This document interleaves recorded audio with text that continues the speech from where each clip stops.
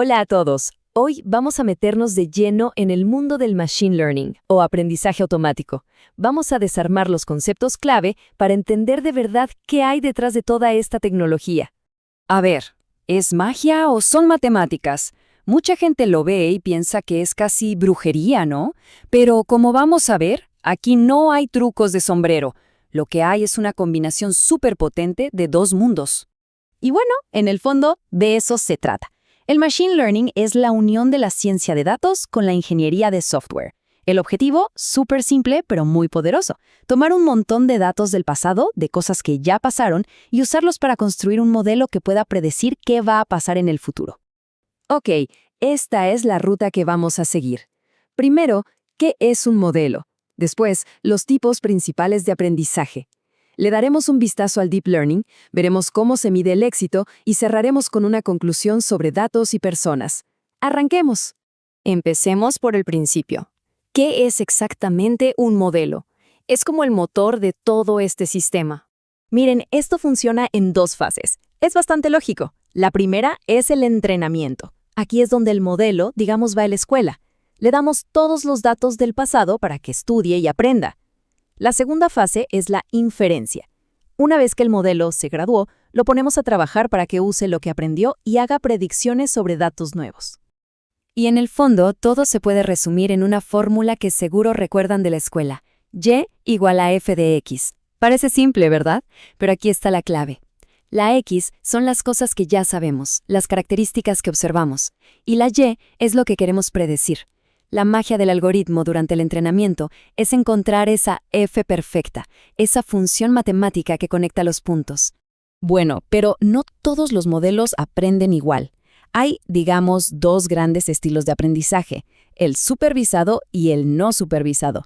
Y aquí es donde la cosa se pone interesante.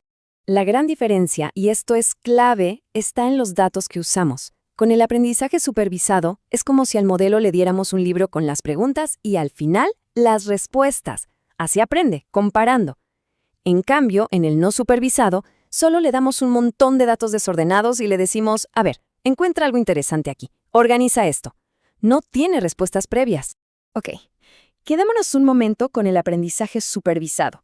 Generalmente lo usamos para dos tipos de tareas. Por un lado, la regresión, que es cuando queremos predecir un número, un valor. Por otro, la clasificación, que es para predecir a qué categoría pertenece algo. Vamos con un ejemplo para que quede clarísimo. Imaginen una heladería. El dueño quiere saber cuántos helados va a vender mañana. La X sería la temperatura pronosticada. La Y, el número de helados. El modelo de regresión podría encontrar una fórmula súper simple, como la que vemos aquí. Entonces, si mañana se esperan 77 grados, el modelo hace el cálculo y ¡pum!, predice que venderá 27 helados. Sencillo, ¿no? Ahora, para la clasificación, hay dos sabores. La binaria es la más simple. Es un sí o un no. ¿Este paciente tiene diabetes o no? ¿Este correo es spam o no? Después está la multiclase, donde hay más de dos opciones. Por ejemplo, a partir de las medidas de un pingüino, el modelo tiene que decidir si es de la especie Adelie, Gentoo o Chinstrap. Volvamos ahora al aprendizaje no supervisado. ¿Recuerdan? El que no tenía las respuestas. Su tarea más famosa es el clustering o agrupamiento. La idea es sencilla, agrupar cosas que se parecen entre sí, sin que nadie le diga de antemano cuáles son los grupos. Imaginen a un botánico con un montón de datos sobre flores, ancho del pétalo, largo del tallo, pero no tiene idea de qué especie es cada una. Un algoritmo como el K-means, que es muy popular, empieza a poner los puntos de datos en un gráfico. Luego crea unos puntos centrales al azar y empieza a agrupar cada flor con el centro más cercano. Poco a poco va ajustando esos centros hasta que los grupos quedan bien definidos y estables. Y listo, de repente tiene las flores organizadas por posibles especies, sin saberlo de antemano. Ok, ya cubrimos lo básico, pero esto va más allá. Ahora vamos a asomarnos a un área que ha revolucionado todo, el Deep Learning, o aprendizaje profundo. La idea del Deep Learning es, básicamente, imitar cómo funciona nuestro cerebro. En lugar de neuronas biológicas que se activan con impulsos eléctricos, tenemos neuronas artificiales. Estas son funciones matemáticas que reciben datos, les aplican un peso, que es como decir qué tan importante es este dato, y deciden si pasan la información a la siguiente neurona. ¿Y por qué se llama profundo? Porque no es una sola neurona.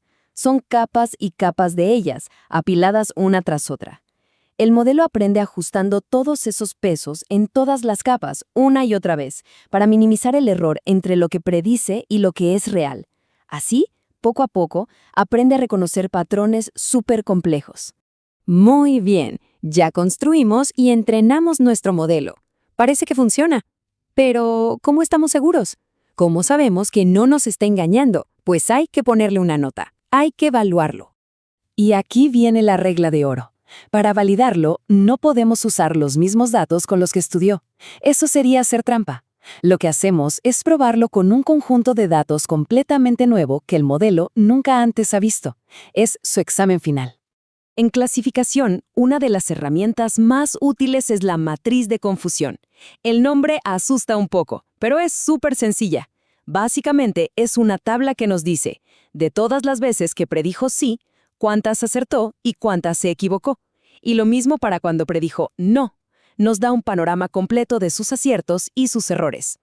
Y de esa matriz sacamos numeritos, métricas que nos dicen qué tan bien lo hizo. La exactitud es la más básica. ¿Qué porcentaje de veces acertó? Pero luego vienen la precisión y la sensibilidad, o recall, que son súper importantes. Piensen en un diagnóstico de una enfermedad grave. Un falso negativo, o sea que el modelo te diga que estás sano cuando en realidad no lo estás, es un error crítico. Estas métricas nos ayudan a entender ese tipo de riesgos. Para la regresión, la cosa es distinta. Acuérdense de los helados. Ahí no medimos aciertos o errores, sino qué tan lejos se quedó la predicción del número real. Usamos métricas como el MAE o el RMSE, que en resumen nos dicen si en promedio el modelo se equivocó por un helado, por 5 o por 50. Bueno, ya estamos llegando al final. Si unimos todas las piezas, ¿qué panorama nos queda? Y creo que esta idea lo resume todo a la perfección. El Machine Learning no es algo que pasa en una computadora aislada. Es una colaboración. Necesitamos a los científicos de datos que preparan los datos y entrenan los modelos, y a los ingenieros de software que toman esos modelos y los ponen a funcionar en el mundo real, en una aplicación, en una web. Al final, da igual si estamos prediciendo ventas de helados, clasificando pingüinos o agrupando flores. El principio es el mismo. Usamos datos y matemáticas para descubrir patrones y anticiparnos al futuro. Ya vimos los fundamentos, los cimientos de esta tecnología. La pregunta ahora es, ¿qué vamos a construir encima de ellos?